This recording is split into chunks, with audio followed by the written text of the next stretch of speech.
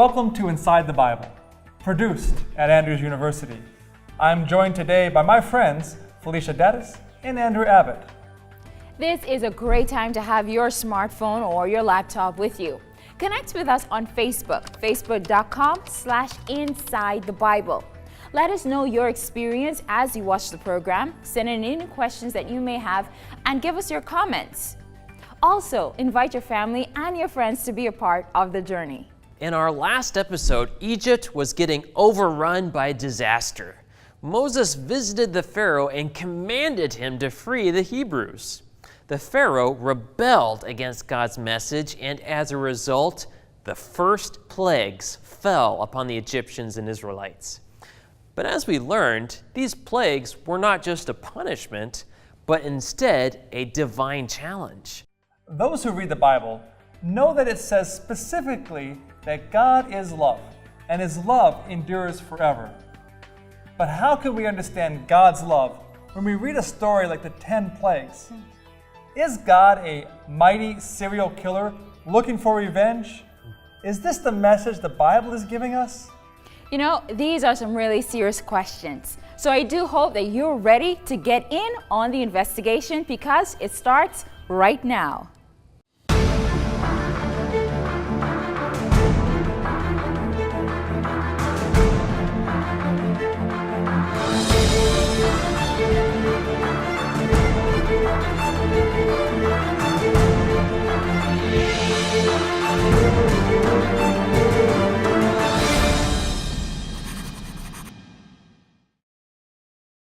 The more than 1,500 gods and goddesses that remain in the archaeological record today, in every aspect of life in Egypt, make it certain that the plagues would have been seen as a direct attack against the power and potency of those deities. In other words, the confidence the Egyptians had in their gods would have been severely weakened as a result of the plagues.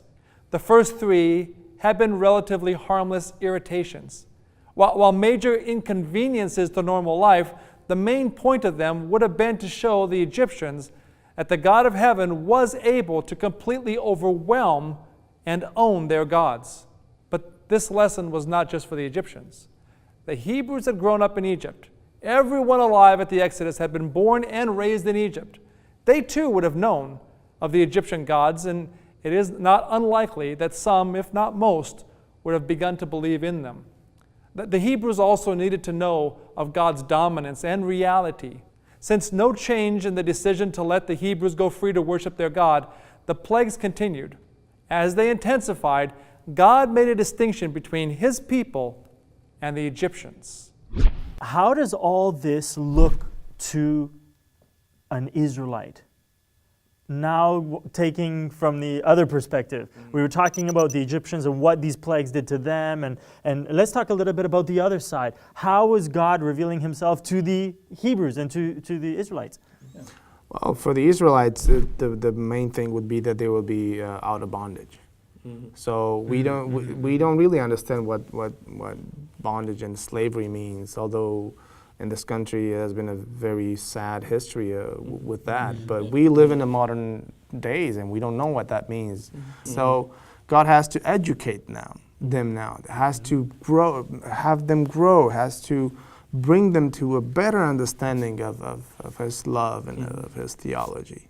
So I would think that would be the first thing for the Hebrews. Yeah, and I mean, again, these Hebrews had been in slavery to what is, in essence, one of the most powerful nations in history, and so for hundreds of years they've been living in the shadow of these gods like Ra, and with no evidence that their God was any more powerful than Ra or Osiris or any of these, and so this is like the first time for generations that any of these people have seen their God take on the Egyptian gods. Yeah. Wow, that's powerful. I never thought about that before. Yeah. Go ahead. I just think that, like you were saying, for the Israelites, the Hebrews, like God became real. Because for 400 years, it's been stories. They've heard of Him moving with Abraham and moving with Jacob, but have they ever actually seen God's power at work? No. So this is the first time that they've seen Him, and they really see His power, like you were saying, overpowering the most powerful nation on the earth. The Hebrews, we know, experienced the first few plagues. So they would have been right along with the Egyptians. Imagine not having water for 7 days. And it wasn't just water in the river. The text describes water even in pitchers of stone and clay. So whatever water they had, they were digging for water. All they had was blood everywhere. There was no water. What would that do to you? And that's the Hebrews and the Egyptians. For a week, you had you couldn't drink water. Your animals couldn't drink water. You couldn't clean your meats or your fish. You get all these dead fish everywhere, but you can't clean them to eat them. You can't sell them if you're a merchant. Or what are you going to do with the fish? Everybody has fish. But you can't clean yourself. You can't bake bread because you don't have any water to bake bread with. At some point, though, God says, now I make a distinction between the Hebrews and the Egyptians. These Hebrews, they had been living in ancient Egypt for a long time, between 200 and 400 years. And they had acclimatized, they had become essentially Egyptians. Imagine different cultures that come to your country, as those that come to the United States. They don't stay like Japanese Americans who come here. Maybe the first generation of Japanese Americans remain very traditionally Japanese, but within a few hundred years, they will essentially be Americans, and they will absorb the culture within a generation or two. So it is likely that these Hebrews were really Egyptian Hebrews. So here you have Moses who shows up and says, I am from your God, and your God has told me to lead you out of Egypt. You can imagine that they may have had some questions. To answer those questions as to whether or not truly this God that doesn't appear in any book is really a God worth following, you have plagues. Plagues that clearly were meant to attack specific gods, ones that the Hebrews recognized. And it also showed that, hey, wait a minute, the Hebrews, we as a people, are special to this God. As the plagues get more serious, they don't have to worry about the plagues actually affecting them. They're affecting, in other words, God is taking care of us. He's the one fighting for us. He's making distinction. We are actually His people. And now not only do you see a God who is real and responds to you as He's responding to Moses, but now you see a God who is protecting you and taking you, and you're becoming His people.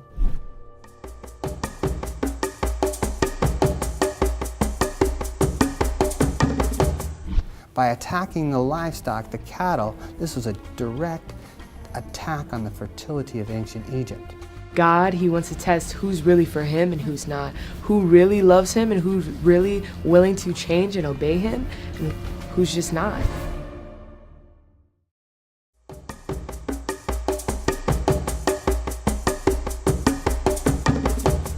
What do you guys think about God's character even after He sent the plagues on Egypt? During that time, He gave the people so many different warnings, and He even told Moses to go and tell Pharaoh, like, this is what's going to happen if you don't change your ways. And he didn't listen. So, I mean, that was just a matter of him, putting his foot down and letting them know that I've done this for you guys, and I would really like you guys to listen to me, to follow me, believe in the word, and they didn't do that. So sometimes it's just like when we get disciplined with our parents. They give us chance after chance after chance, and we don't listen each time. And so when we get in trouble, that's what happens. Punishment follows. Okay. So I feel like it was necessary. The way I see it, seems like God will go to any length for His people. So He'll do great things to take care of His people, to save His people, to tell others, hey, these are my people, I'm going to take care of them. God, He wants to test who's really for Him and who's not, who really loves Him and who's really willing to change and obey Him, and who's just not. And I feel like He has to do those things, like taking after what she said, like parents discipline because they want the best for their kids. God disciplines because He wants the best for His people.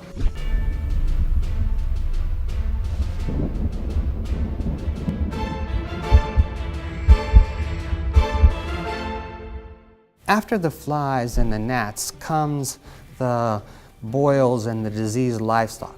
Now this is fairly important because the Egyptians valued their livestock in more than just the way that we think of cow, cattle, and sheep and so on as being a food source. No, they idolized their livestock. By attacking the livestock, the cattle, this was a direct attack on the fertility of ancient Egypt. So it's not surprising that the next disease falls on human beings. Boils, nasty boils that must have hurt. Now, this was a personal attack on each individual. And it wasn't just in general, but it attacked people in such a way that they felt it personally on their bodies. Where before you saw the dead animals, the cattle was stricken, but here they were feeling this plague personally.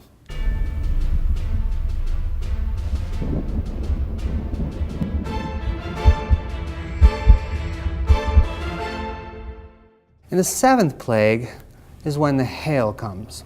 Now it refers to it as either hailstorm or firestorm.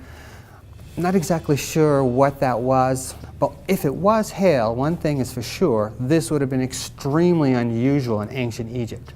They wouldn't have known what it was, because hail does not fall in the desert. It's a very different phenomenon. It requires things to get extremely cold in the upper atmosphere, and as the water falls, it freezes and remains frozen when it hits the ground, because it says that it fell from heaven and it struck the crops, and in order to do that kind of damage, it clearly must have been solid pieces of ice, if that's what it is describing.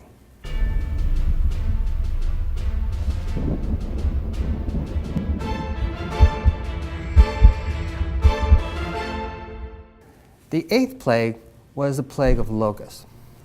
Now, it's not unusual for there to be plagues of locusts. There are plagues of locusts even to this day in Africa. But this was a different situation. When the locust came, it destroyed all of the remaining vegetation. Anything that had not been eaten or had not been destroyed by the hail was destroyed by the locusts. Now, that is a direct attack on Egypt as a very fertile country. I mean, that's a pretty heavy blow to have as a nation, your future wiped out in one night. Whatever the situation was, this was personal. And it was meant to be personal. Why is God doing this? How is God trying to save the Egyptians in all of this? Because if he's really out to save the world, these acts must mean something salvific for the Egyptians.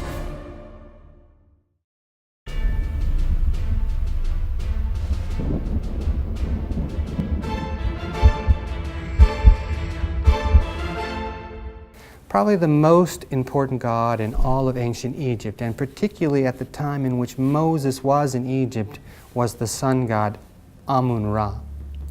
Now, his personification, his daytime personification, was Ra, and there was an entire mythology that was based about who this god was and why he was important. And this was a central figure. It was the creator god. When this plague came, it blotted out the sun god and the moon god, and no one was protecting ancient Egypt. You could not even see the stars because of how dark it was. It was so dark that the Egyptians described that they could feel the darkness. And for ancient Egypt, to have the sun blocked out was the most ominous thing that could have happened in the entire world. The 10 plagues struck at many of the supposed powers of the Egyptian gods. The plague of blood struck Egypt's water supply. The plague of flies marred the Egyptians' appearance. The plague of hail decimated their crops. The plague of disease brought down their livestock. And then the plague of darkness summed it all up by ruining their daily routine. But every time Egypt was hit by a plague, Pharaoh stubbornly refused to give in. He refused to admit God's power and allow himself to be humbled, until finally the last plague struck a death blow throughout the nation. All the firstborn of the Egyptians died in one night. I want to talk about something that somebody brought up. I'm not sure if it was Mihai or I don't know who brought it up, but it was about the 10th plague. Mm-hmm. Let's touch on that. Was that Chris? Yeah. I'm sorry, Chris. Thank you for bringing that up, because that is a pretty significant sign. Yeah. Pretty significant. Mm-hmm. Are there any thoughts? I mean, do you have anything to touch on in that respect, the 10th plague? Yeah, I mean, at that point, God is really, he's going for the thing that, the Egyptians held pretty much most valuable, especially when it comes to the Pharaoh's son, because he is, a god, he is a god himself. And so, yeah, it really was like the really final punch. Yeah. Well, the whole ancient culture had a big thing about the first son. Mm-hmm. So, I mean, that was the It's not just the Hebrews. The whole, even now, some Middle Eastern cultures value the first son better than the other ones. That's an interesting point you're bringing up. It's just a matter of cultures, not that they're better than the other ones. So God used that. I'm going to take what is the most valuable to you. And let's not let's not forget that, I don't know if we can consider this again a proto-evangelion, but Jesus was God's first son. We can say that, firstborn. You see a motif? Yeah. I'm not sure, but I think it's a hint, Well, I totally agree, because when you think about their firstborn sons, these were the people that were supposed to carry on their line. These are the people that they're giving their authority to as fathers. Right, exactly. So when you think about Christ and Jesus being God's son in terms of God giving Jesus all of his authority and power, it's the same kind of thing we have here, where you have, like you said, like the Pharaoh's son is killed. So like this is where like the kingship was supposed to go to this kid, and now he's gone and he's dead. I mean, that's a pretty heavy blow to have as a nation, your future wiped out in one night. And when you think about God as being a loving God, caring not for just the Hebrews, but for the entire world, why is God doing this? How is God trying to save the Egyptians in all of this? Because if he's really out to save the world, these acts must mean something salvific for the Egyptians. So what is he doing?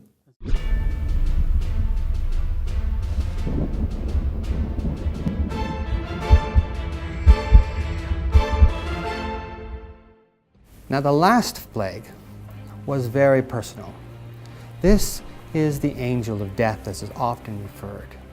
It was a direct attack on the firstborn child. Particularly, it was an attack on the firstborn child of the Pharaoh himself. As you know, the firstborn child, or the firstborn son in ancient Egypt and in other cultures, was the ruler who would follow after the father. What the plague was, we don't know. Whatever the situation was, this was personal.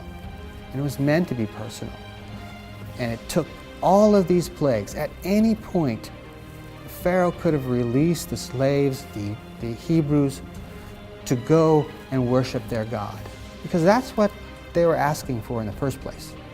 Let us go into the desert and worship. That was the request. But Pharaoh refused. And here, this is probably the only thing, and it was the only thing, that convinced him to release the Hebrews so that they can go into the desert and worship.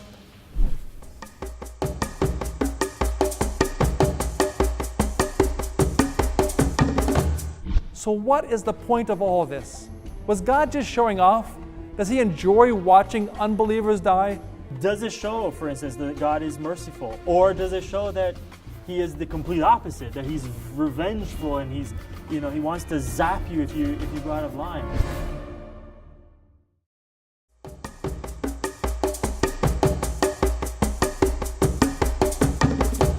It's hard to talk about the death of people as being necessary. It's been a very hard episode.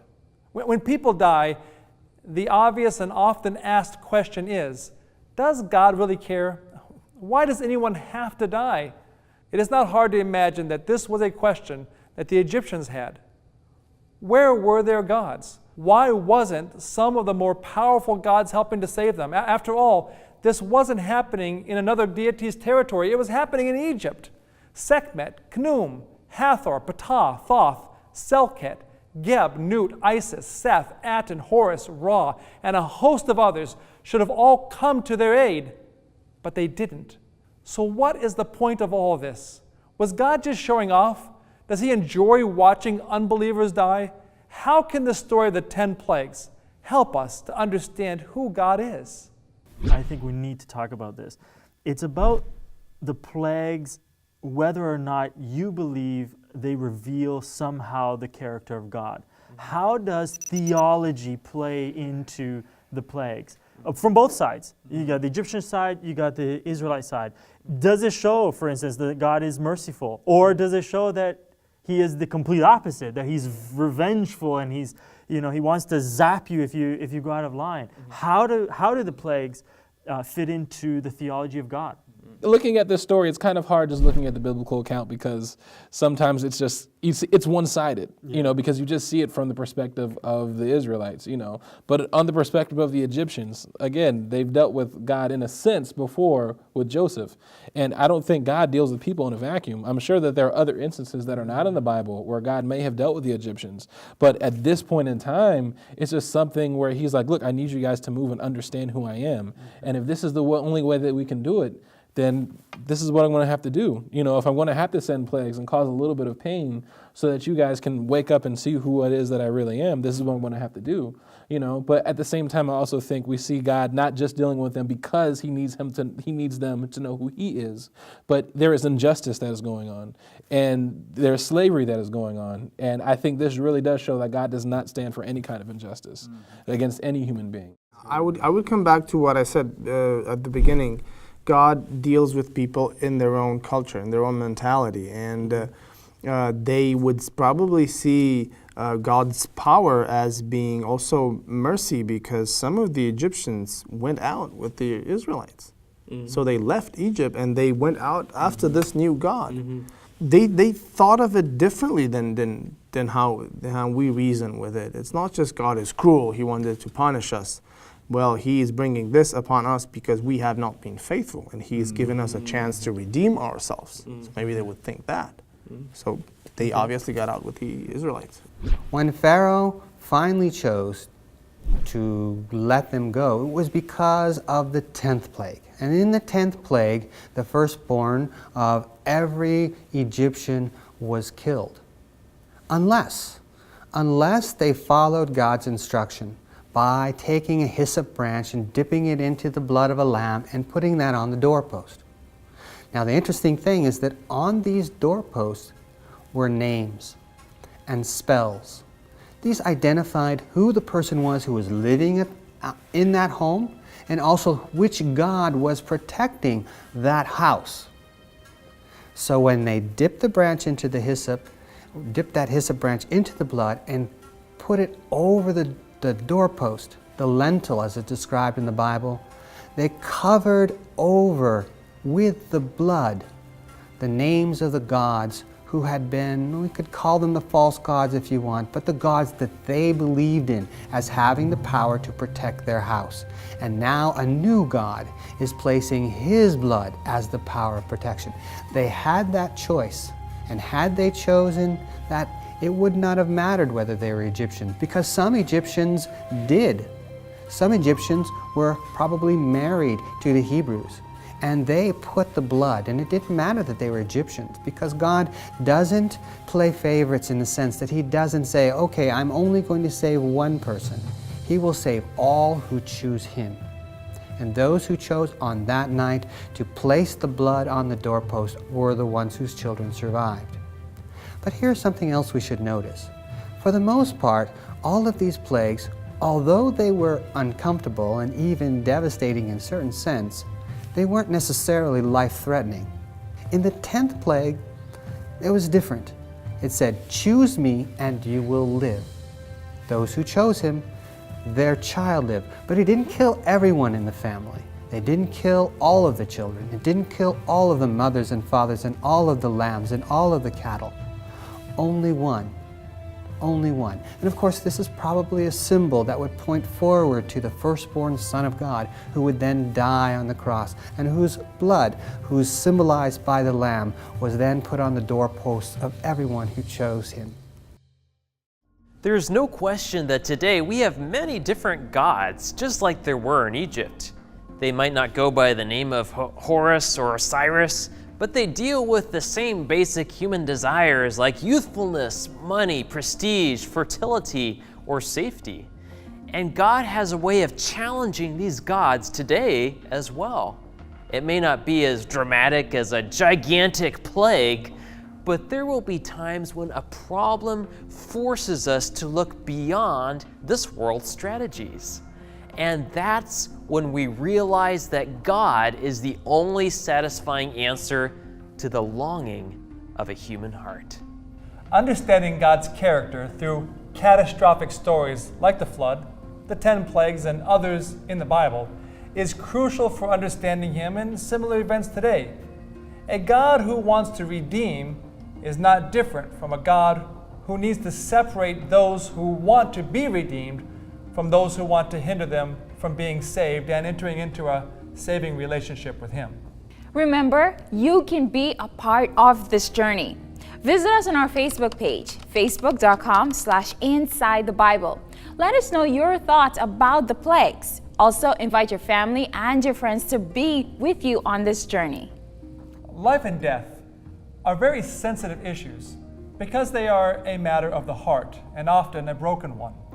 But as we go through this book, the Bible, it becomes more clear that the God described in it is one that wants to restore humanity to a close, healthy relationship with Him. Have you heard the term God's people? I bet there is someone watching that considers yourself a son or daughter of God. What does it take to become a part of God's people? What is necessary to be part of those He wants and works so obviously to save? You won't want to miss the next exciting episode. Join us in our search for answers as we go inside the Bible.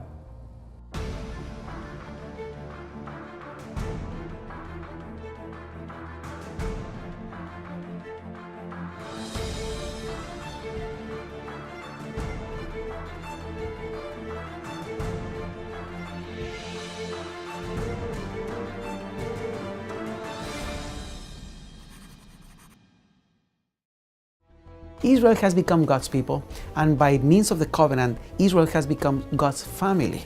It was very important for them to keep that picture of God, I think, present. Why? Because every nation had a God. The God of the Bible, He's coming down. We are not going up to Him. It's like the opposite of what we saw in the pagan temples that you're talking about. So God had a plan to try to show them who was protecting them. And in that plan, He developed the tabernacle.